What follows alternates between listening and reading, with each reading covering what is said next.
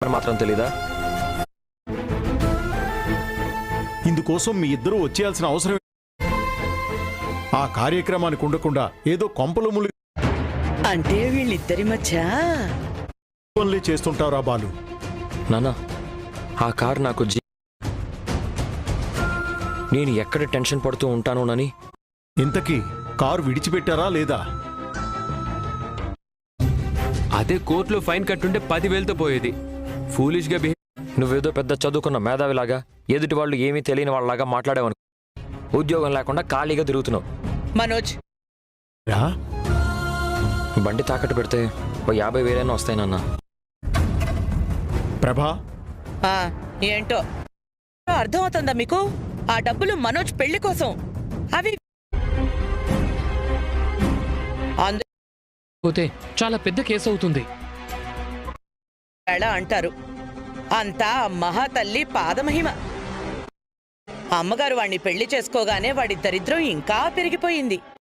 పెళ్లి చేసుకోగానే బావగారికి దరిద్రం పట్టిందా? అసలు ఎలా జత చేసి మాట్లాడతారు? ఏయ్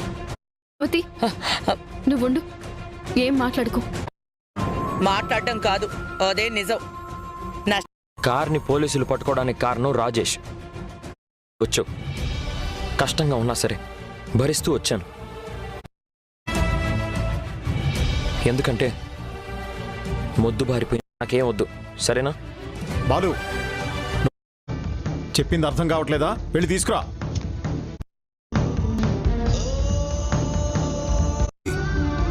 బాలు కష్టం వచ్చినప్పుడు ఆ డబ్బు వాటా బాలుకిచ్చేసి ఉంటే ఈ రోజు నిన్ను అడగాల్సిన కర్మేంటి బాలు? అనవసరంగా గొడవలు ఎందుకు? వెళ్ళి తీసుకురామ్మా ప్లీజ్.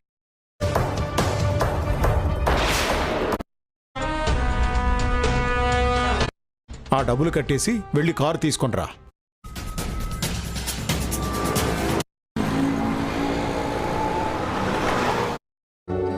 లక్ష కరెక్ట్గా ఉన్నాయా? కీస్ తీసుకో. తల ఉంచుతున్నాను, లేదంటే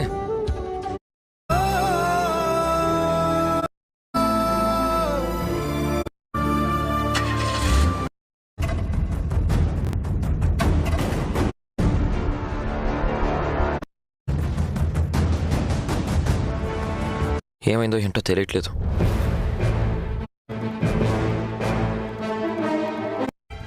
ఇంజిన్ పూర్తిగా డ్యామేజ్ అయిపోయింది బాలు. కారు కొని 1 year కూడా కాలేదు, అప్పుడు ఇంజిన్ డ్యామేజ్ ఎలా అవుతుంది? బాస్ ఎస్టిమేషన్ వేసి రిపేర్కి ఎంత ఖర్చు అవుతుందో చెప్తాడు. ఆగండి, వదలండి. కార్కి మళ్ళీ వాళ్లతో గొడవ పడి కొత్త సమస్యల్ని కొని వెళ్దాం. అది కాదు మీనా, వాళ్ళు కావాలని గొడవలు ఎందుకు? పదండి పదండి. పదన్నయ్య.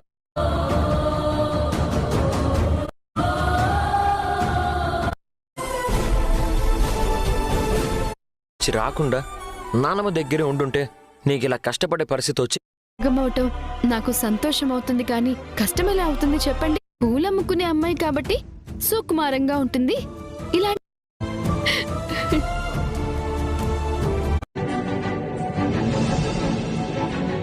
ఇంచుమించుగా 1,00,000 రూపాయలు ఖర్చు అవుతుందని ఆ మెకానిక్ చెప్పాడు.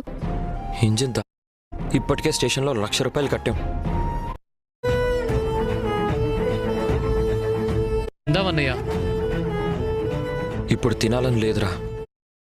ఉదయం బస్ దిగిన దగ్గర నుంచి కనీసం మంచినీళ్ళు కూడా తాగలేదు. పాపం ఏడుస్తూనే ఉంది. మాకే ఇంత ఆకలిగా ఉంది. పద.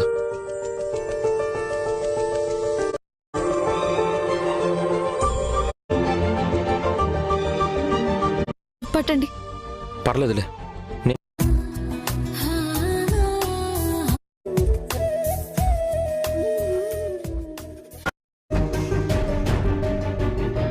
అమ్మా, అసలు నాకిష్టం లేకపోయినా సరే నీ పెళ్లి డబ్బు కోసం ఆ ఊరెళ్ళాను. కానీ ఆ బాలుగాడు 1,00,000 రూపాయలు తన్నుకుపోయాడు. నీ తప్పిపోవడానికి 1,00,000 రూపాయలు. తెగ బాధపడిపోతున్నావేంటి? ఆ డబ్బులు ఒక సమస్య తీరిపోయిందని సంతోషపడే లోపే ఇంకో సమస్య తీసుకున్నాను నాన్న. కానీ కార్ స్టార్ట్ అవ్వట్లేదు. 1,00,000 రూపాయలు కట్టావు. కాస్త నువ్వు మాట్లాడకుండా ఉంటావా? అది కాదురా, అది కండిషన్లో ఉన్న కావాలనే ఇంజిన్ ని డ్యామేజ్ చేశారు నాన్న. రా. అదే అర్థం కావట్లేదు నాన్న. రూపాయలు మావయ్య గారు. ఇంకో 1,00,000 హారతి కర్పూరం చేయడం ఎందుకు? నా మాట విని ఏ ఇనప సామాన్ల వాడుకో అమ్మేయండి. ఇందా మాటలు ఆపండి. నిజం చెప్తే నిష్ఠూరంగా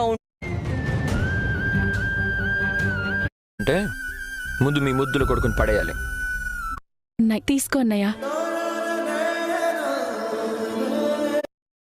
ఇంటి మీద ఇంకో 5 లక్షలు అప్పు తీసుకుందామని వచ్చాను. ఏంటి అప్పు తీసుకో? అన్నట్టు అయిపోయింది ప్రస్తుతం నా పరిస్థితి. అవి ఇంటి డాక్యుమెంట్